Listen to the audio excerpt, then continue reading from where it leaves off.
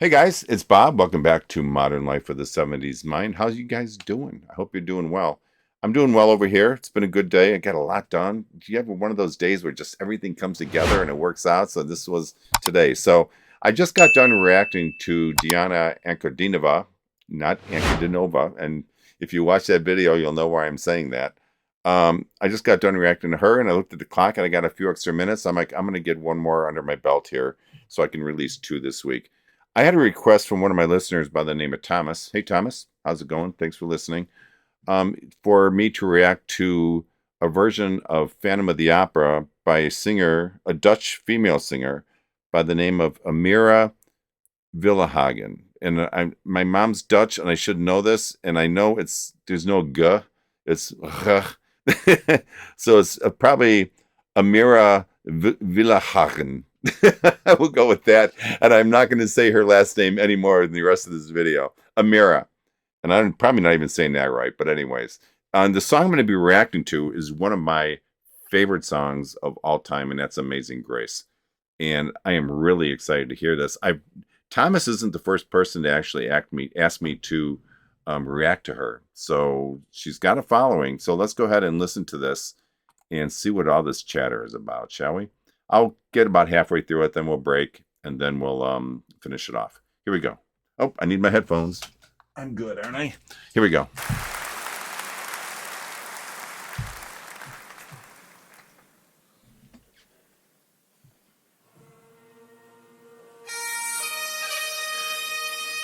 Love the bagpipes.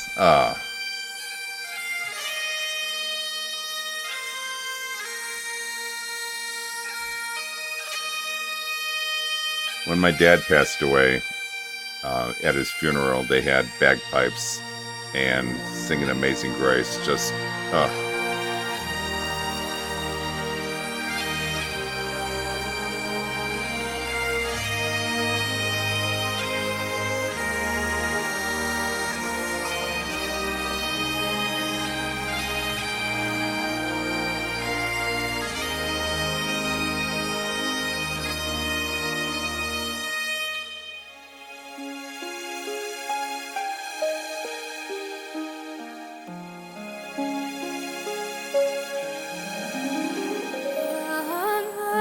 Amazing grace, how sweet the sound that saved a wretch like me.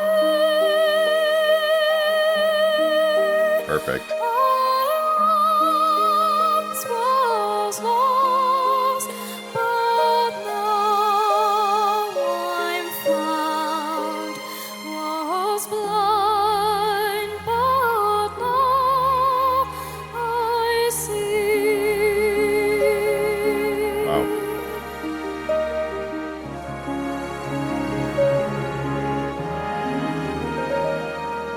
'Twas grace that taught my heart to fear, and grace my fears relieved. Oh, precious did that grace appear the hour I first believed. Okay, that's probably a really good place to break. Beautiful, absolutely beautiful. Um, This is one of those somewhat rare performances that, on a first listen to an artist, and this is my first listen, like I said, you just get blown away. It's like a wow factor of 10. I don't even know where to begin. This is really, really nice. First of all, if you're going to sing Amazing Grace, you got to have those darn bagpipes. So check that off the list. That was perfect. What a nice way to start the song out. It just kind of sets the tone for the whole song. To me, Amazing Grace is one of the most powerful songs ever sung, and it needs that. Now, once she was singing, major thing that really jumped out at me was her vibrato, and I think it matched up just perfectly with that soprano voice of her, and it all but slaps you in the face when you're listening to it. She uses it a lot, at least in this first half of the song. I don't know if the second half kicks up like Amazing Grace sometimes does. She uses it a lot, but it's not annoying in a way that I've heard some singers use it. I've had some songs that these singers have amazing voices, but all I hear, and I can't get past it, is the overuse of vibrato, especially if it's kind of drawn out. I mean, it takes away from the melody of the song. All I'm hearing, and I can't do vibrato, but all I hear is the. I don't hear the song. I hear the vibrato, and she did it perfectly here, just a perfect balance. I think the song, at least in the way she's presenting it, almost required that vibrato because at least at the start, it's all about her voice. And she needs to do something to keep it from just being, finishing the notes off flat. And that vibrato just adds like a color and complexity to the song that I just think really makes the song wonderful. She looks really young and she looks really short. Um, I'm not sure how old she is or anything, but I'm telling you something, it doesn't matter because she's obviously been blessed with just an amazing gift. And it almost seems effortless watching her sing. She's just kind of sitting there singing like, like you're standing on a street corner waiting for the bus and it's just no big deal. She's just pumping out this beautiful, beautiful music. And I tried to pay attention to like her pitch and she seems spot on every time. My ear isn't the best, but darn, it sure sounded good to me. So, okay, so far, so really good. So let's go ahead and play this to the end. Here we go.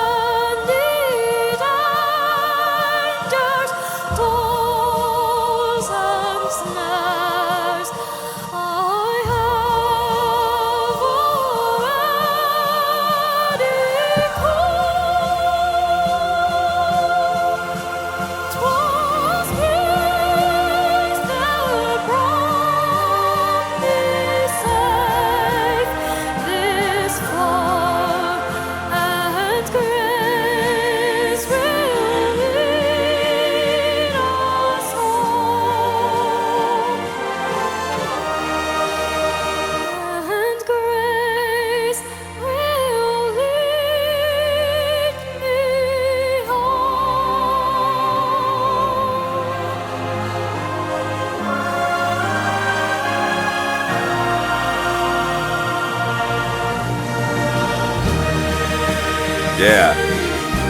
Love it. Wow.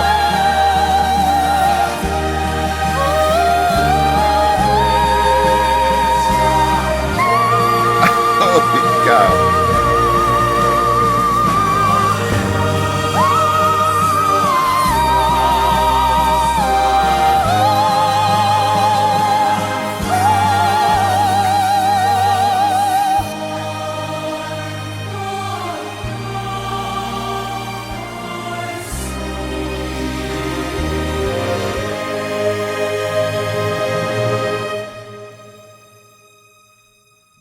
And grace will lead me.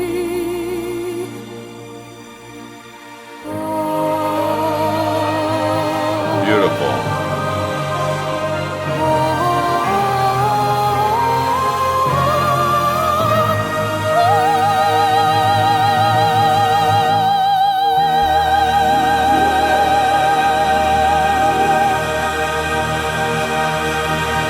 Wow. Yes. Awesome. I actually have watery eyes. That's so beautiful. I believe that's the end. Okay. Thank you, Thomas. that was amazing. Wow. Deep inside, I have to admit, deep inside, I was praying that the orchestra and choir at some point would just take off. And it really did in a beautiful and emotionally powerful way. They didn't like get over the top banging drums and all that. I mean, It built up to the point where it was just beautiful and very fitting for this type of song. And once that happens, my next thought is, okay, can she keep up with that emotion that's now being generated? Well, that thought was quickly washed away when she started hitting those impressive high notes. Uh, wow. And it just when I thought she hit the high one, she'd go higher, and then she did it again. It was like, holy cow. And it's not just hitting the high notes that impacted me. It was the manner and how she did it. She had this amazing voice control and this clarity that just blew me away.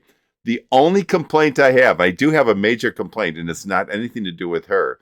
When she hit that super high note, that one, they didn't have the camera on her. I mean, how could you not have a singer hit like the key note of the entire song and not have the camera square in her face? But what I did see, though, she didn't appear to be pushing too terribly hard, nor did she anywhere at any point during the song.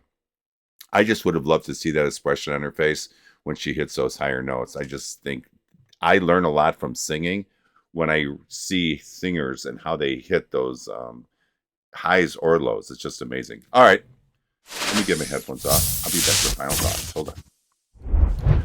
Welcome back to Final Thoughts. I know what you're thinking, and I meant to address this at the beginning, and I didn't. Thomas had asked me to react to Phantom of the Opera.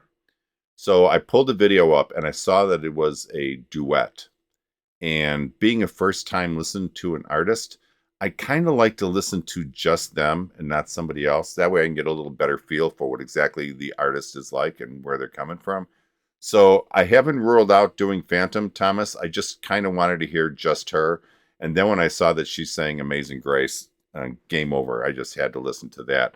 So I kind of took your request because you did ask for her. And at some point I will get to Phantom of the Opera because I like this so much that I know I'm going to be reacting to her again.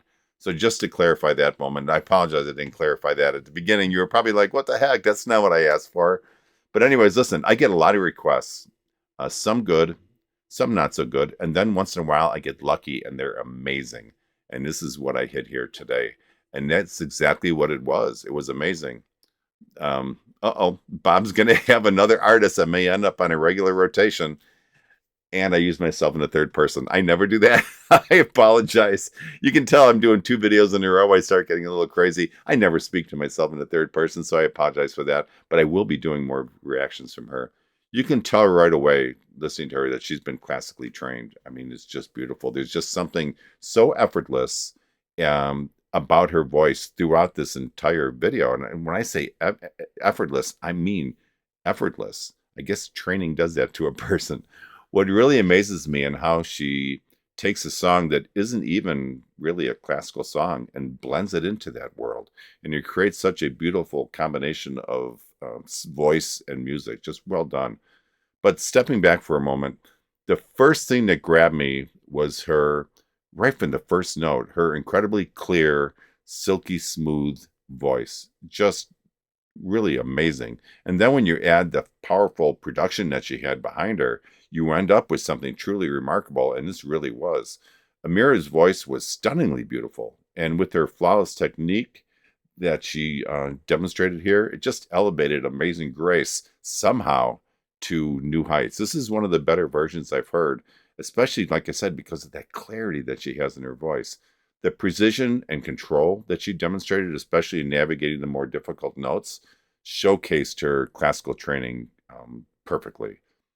Stuff like her breath support, the phrasing, the vibrato, they were all impeccable, making this challenging song, which it can be, feel quite effortless, at least looking at her. That's one of the reasons I wanted to see the camera shot that they missed when she hit that high note, so I could visually see what she was looking like when she hit those high notes.